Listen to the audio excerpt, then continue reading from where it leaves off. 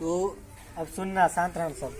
मोमबत्ती जल रहा है और जैसे ही इसको इस बर्तन से हम ढकेंगे तो यह बुझ जाएगा। इसका क्या मतलब हुआ कि कोई भी चीज जलने के लिए ऑक्सीजन की आवश्यकता होती है। विदाउट ऑक्सीजन कोई भी चीज नहीं चलेगा, चाहे दुनिया कोई भी चीज हो। जलने के लिए ऑक्सीजन आवश्यक है हर हाल में।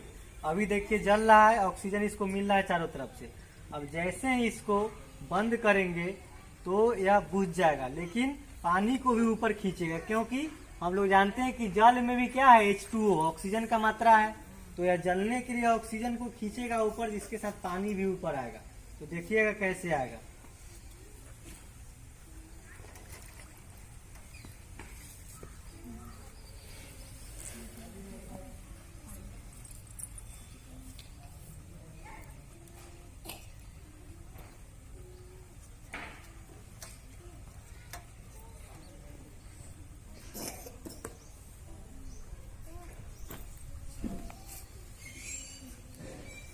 ऊपर आया पानी, देखो पानी ऊपर आ गया। थाली से पानी खींच के ऊपर आ गया। चूंकि एक प्लेट थोड़ा अथी हो रहा है, के साथ साथ मोमबत्ती बुझ भी गया। इससे हमको पता चलता है कि कोई भी चीज जलने के लिए ऑक्सीजन की आवश्यकता होती है। अब हम क्या करेंगे, अब हमको पता है कि पेड़ पौधा ऑक्सीजन देता है। अब एक छोटा पेड़ को अगर इसके साथ रख देंगे तो वो ऑक्सीजन देगा। तो देखते हैं कि क्या उसके बाद ही मोमबत्ती जलती है या बुझ जाती है। तो लाते हैं एक छोटा सा पौधा जो सूखा नहीं हो, हरा हो और जड़ के साथ, ताकि हमको पता चले कि पेड़ पौधा ऑक्सीजन छोड़ता है और उस ऑक्सीजन से मोमबत्ती जलते रह जाएगा, बुझेगा नहीं। ठीक है, लगातार नहीं जलेगा, क्योंकि छोटा पौधा है तो कितना ज्यादा ऑक्सीजन देगा, लेकिन जितना देगा देख लेते हैं कितना देर जलता है।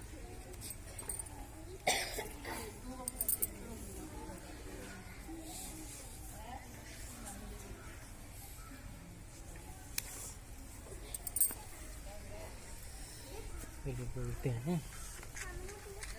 अब देखिए, अब हम लोग को पता है कि पेड़ पौधा क्या है, ऑक्सीजन छोड़ता है और कार्बन डाइऑक्साइड लेता है। अपना प्रकाश संश्लेषण क्रिया के दौरान जब फोटोसिंथेसिस करता है तो ऑक्सीजन छोड़ता है, कार्बन डाइऑक्साइड देता है।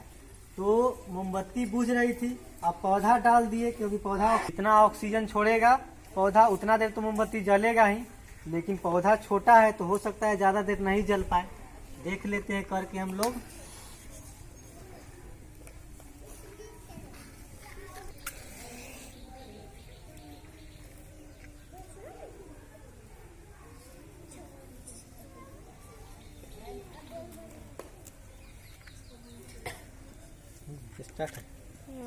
अब इसको ढकते हैं कि कितना देर जल पाता है इस पौधे के ऑक्सीजन से। ठीक है, देखते हैं।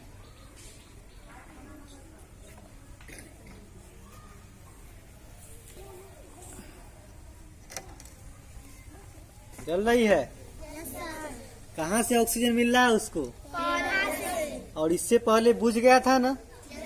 तो जब तक ऑक्सीजन पौधा छोड़ते रहेगा तब तक वह जलेगा।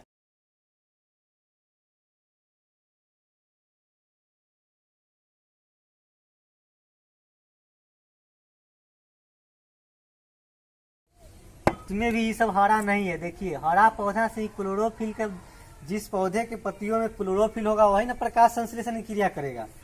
तो एक तो छाया में ले आए तो इसको धूप नहीं मिल रहा है, जिसके कारण यह प्रकाश संश्लेषण की प्रक्रिया करेगा नहीं, फोटोसिंथेसिस प्रोसेस होगा नहीं इसमें, ये ऑक्सीजन छोड़े। लेकिन जितना ऑक्सीजन इसके पास जमा था, क्योंकि छोटा है तो छोटा थोड़ा ऑक्सीजन होगा, तो जितना ऑक्सीजन इसमें जमा था उतना ऑक्सीजन से कुछ देर तक मोमबत्ती जला और वापस बुझ गया। अगर इस प्रयोग को बड़ा सा कांच का लेते और एक बड़ा सा पौधा, जैसे उतना बड़ा हो गया, चाहे बैगन का पौधा हो गया, तो अगर बड़ा पौधा के साथ इस तरह से मोमबत्ती से करते तो मोमबत्ती कभी नहीं बुझती और पौधा धूप में रहता। तो क्योंकि प्रकाश संश्लेषण करते रहता, कार्बन डाइऑक्साइड लेता, ऑक्सीजन छोड़ता और मोमबत्ती जलते रह जाता। तो इस तरह से ये हुआ। तो इससे हमको क्या पता चला, ये आपकी बुक का ही एक्टिविटी है। एक्टिविटी देखिएगा 4-5 में और 2-3 वाला कभी कि कर बताइए, एक्टिविटी करके देखिए कि क्या सच में ऑक्सीजन चाहिए कोई भी चीज जलने के लिए, या बिना ऑक्सीजन का जल सकते हैं। तो वही एक्टिविटी हम लोग करके देखे हैं।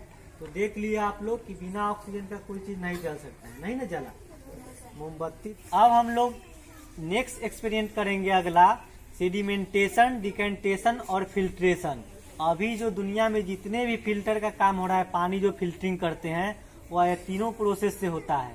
पानी को ये क्या है, तो जल को शुद्धिकरण करने का, पानी को छानने का एक प्रोसेस है, और इसी के द्वारा हर जगह जल का फिल्ट्रेशन होता है और हम लोग पीते हैं। तो आज हम लोग जानेंगे कि क्या है सेडिमेंटेशन, फिल्ट्रेशन। तो चलिए, हम लोग पढ़ चुके हैं, अब इसको एक्टिविटी द्वारा, एक्सपेरिमेंट, प्रयोग द्वारा देखते हैं। देखिए, पहले हम देखेंगे हम लोग कि क्या है सेडिमेंटेशन। फर्स्ट सेडिमेंटेशन क्या है, तो देखिए पहले सेडिमेंटेशन क्या है समझिएगा आप लोग। सब में जल भरना।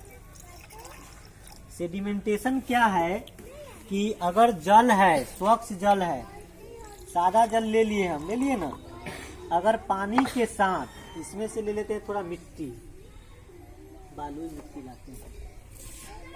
अब साधन क्या है, ठीक है, सेडिमेंटेशन।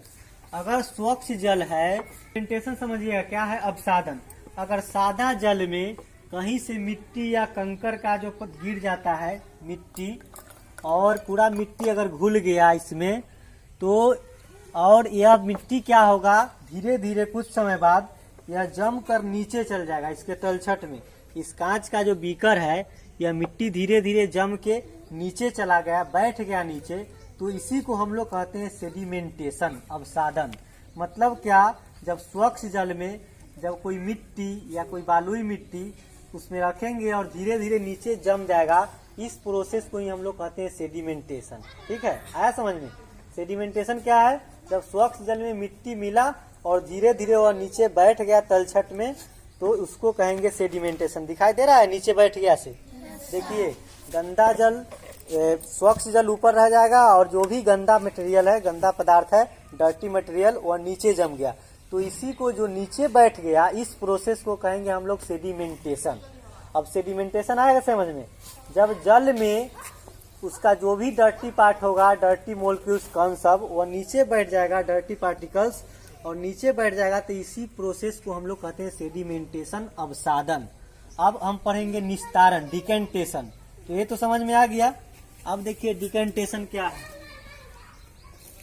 तो सेडिमेंटेशन है जब जल के नीचे बैठ गया डर्टी पार्टिकल, ठीक है, जब क्या अवसाद। अब सेडिमेंटेशन को अब हम लोग पढ़ेंगे डिकेंटेशन। सेडिमेंटेशन समझ में आ गया सबको? Yes sir. हाँ, अगर कोई सवाल होगा, क्वेश्चन होगा तो पूछिएगा आप लोग। अब चलिए, अब ये सेडिमेंटेशन हो गया। क्या है कि जब गंदे पदार्थ पानी के नीचे अवसाद के रूप में बैठ जाते हैं, जम जाते हैं, इस प्रोसेस को हम लोग कहते हैं सेडिमेंटेशन। तो देख रहे हैं आप लोग, गंदा पानी था ना पूरा, और नीचे देखिए जितने भी गंदा डस्ट पार्टिकल था, सो जो भी नीचे बैठ गया। तो यही जमने की क्रिया को, जो नीचे जल बैठ गया, इसी प्रोसेस को हम लोग कहते हैं सेडिमेंटेशन। अब अगला हम लोग देखेंगे कि डिकेंटेशन क्या है। डिकेंटेशन, निस्तारण क्या है। तो निस्तारण क्या है, सो देखिए अब क्या करेंगे। निस्तारण में दूसरा गिलास लेंगे। अब निस्तारण किसको कहते हैं, सेडिमेंटेशन के बाद जो भी डस्ट पार्टिकल था, गंदे पदार्थ नीचे जम गया। अब जमने के बाद देखिए, अब डिकेंटेशन कितना छोटा है। जमने के बाद सिंपल हम लोग क्या करेंगे कि जो स्वच्छ वाला जो जल होगा, पानी, उसको धीरे धीरे करके दूसरा गिलास में डाल देंगे। नीचे गंदा जम गया उसको छोड़ देंगे, और धीरे धीरे जो स्वच्छ पानी है उसको नीचे डाल देंगे दूसरा गिलास में। तो इसी प्रोसेस को हम लोग कहते हैं डिकेंटेशन। अब देखिए सेडिमेंटेशन में क्या कर दिए कि जो डस्ट पार्टिकल था नीचे जम गया, उसको अलग हो गया, और बाकी जो थोड़ा स्वच्छ पानी था और शुद्ध वाटर, वो इसमें ले लिए। तो जो पानी जब इसमें हम ढार दिए, इसमें उझल दिए, उसी को हम लोग कहते हैं डिकेंटेशन। मतलब अब पानी का कुछ भाग हम क्या कर लिए, फिल्टर कर लिए, कुछ भाग को हम साफ कर लिए। अब देखिए सेडिमेंटेशन समझ में आ गया कि क्या है। जब डस्ट पार्टिकल नीचे बैठ गया तो उसको अपसादन। डिकेंटेशन, जब डस्ट पार्ट बैठने के बाद पानी को हम दूसरे गिलास में रख लिए, तो इसी को कहेंगे हम लोग क्या, डिकेंटेशन, निस्तारण। निस्तारण, तो ये निस्तारण इतना तक हो गया। अब पढ़ेंगे क्या, फिल्ट्रेशन। तो अब सेडिमेंटेशन कर लिए, निस्तारण करने के बाद ये जल बचा हमको, देखिए कितना गंदा बाहर हो गया, इतना हो गया ना। अब ये जल बच गया डिकेंटेशन के बाद। अब हम पढ़ेंगे फिल्ट्रेशन, निस्यंदन। तो फिल्ट्रेशन क्या है समझिएगा, निस्यंदन क्या है समझिएगा।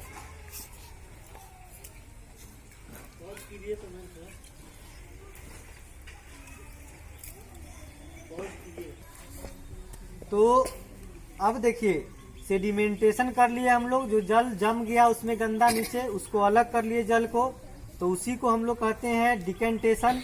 अब करेंगे लास्ट प्रोसेस फिल्ट्रेशन।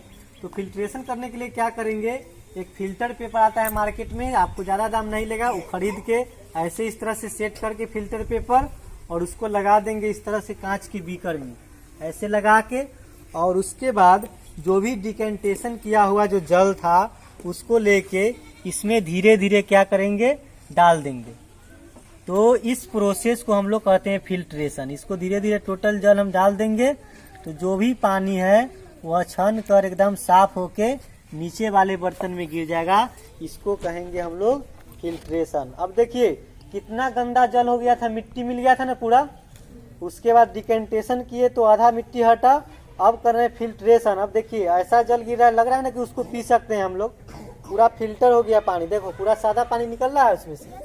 इतना गंदा पानी था, पूरा गंदा जल था ना जब मिट्टी मिलाए थे, तो पूरा बालू मिट्टी मिला हुआ हम लोगों का जल था, और उसको फिल्ट्रेशन किए तो पूरा उसके एकदम अलग होके जल फिल्टर होके इसमें धीरे धीरे गिर जाएगा।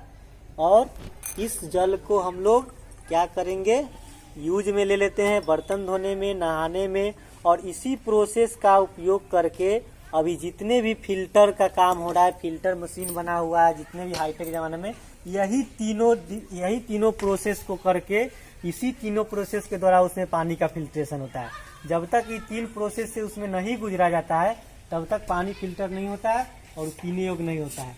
पहले क्या करें, पहले क्या किया, सेडिमेंटेशन। कोई भी फिल्टर है पहले सेडिमेंटेशन, उसमें जो भी गंदे पार्टिकल है, डस्ट है, वो नीचे पानी के तलछट में नीचे जम जाएगा, जिसको हम लोग कहते हैं अवसादन, इंग्लिश में उसी को कहते हैं सेडिमेंटेशन।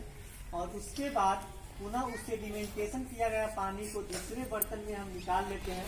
दूसरे बर्तन में जैसे ही निकाले तो उस प्रोसेस को कर देंगे डिकेंटेशन, और पुनः वह निकाला हुआ पानी को एक फिल्टर पेपर के द्वारा अलग कर लिया जाता है, छान लिया जाता है। तो इसी प्रोसेस को तीसरा को हम लोग कहते हैं फिल्ट्रेशन। यही तीनों सब्जेक्ट था आपका, डिकेंटेशन, सेडिमेंटेशन और फिल्ट्रेशन। ये आपको एक्टिविटी करके बताना था, आपके जो बुक में एक्टिविटी किया गया है वही हम लोग किए। तो आज इतना ही।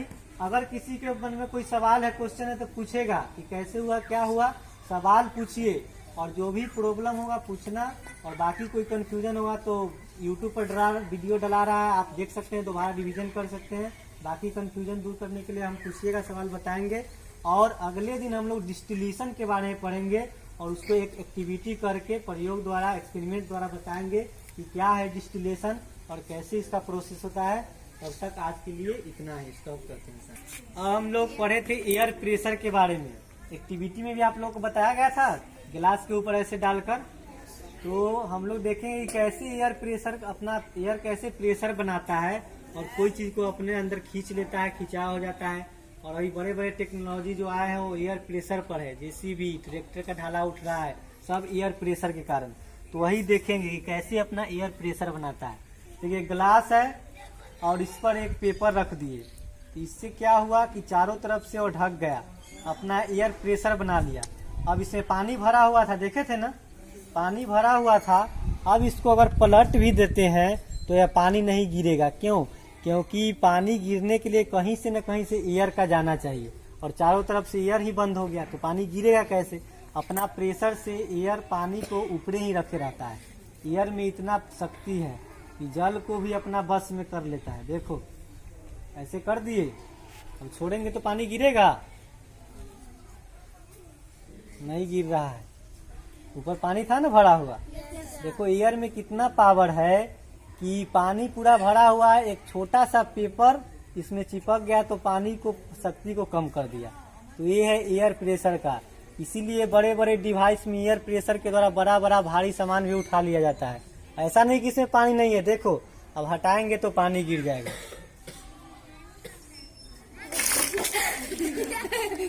गिरा ना? देखो एयर में कितना पावर है कि बस एक छोटे से पेपर से इतना सारा पानी को कैप्चर कर लिया और नहीं आने दिया। तो इसी को हम लोग कहते हैं एयर प्रेशर, वायु दाब, जिसके सहायता से आज बड़े बड़े डिवाइस को, बड़े बड़े भारी सामानों को उठा लिया जाता है और बड़ा बड़ा मशीन इस पर आधारित काम कर रहा है। ठीक है, तो अगले दिन हम लोग नेक्स्ट एक्सपेरिमेंट के साथ आएंगे और जो भी पढ़ाई होगा अब एक्सपेरिमेंट के साथ। पहले चैप्टर पढ़ेंगे, जो क्वेश्चन होगा पूछना, और तब भी ना समझ में आए तो प्रयोग करेंगे, एक्सपेरिमेंट करेंगे, एक्टिविटी करेंगे और उसके द्वारा हमको समझ में आ जाएगा।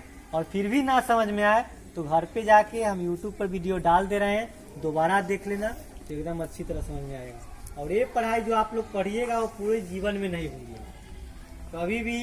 ऐसा नहीं कि आप लोग क्लास का है, 9th में जाइए वहाँ भी पढ़ना है सेडिमेंटेशन डिकंटेशन, 10th में पढ़ना है, 11th में पढ़ना है, 12th में पढ़ना है, तो ये कभी जान नहीं छोड़ेगा।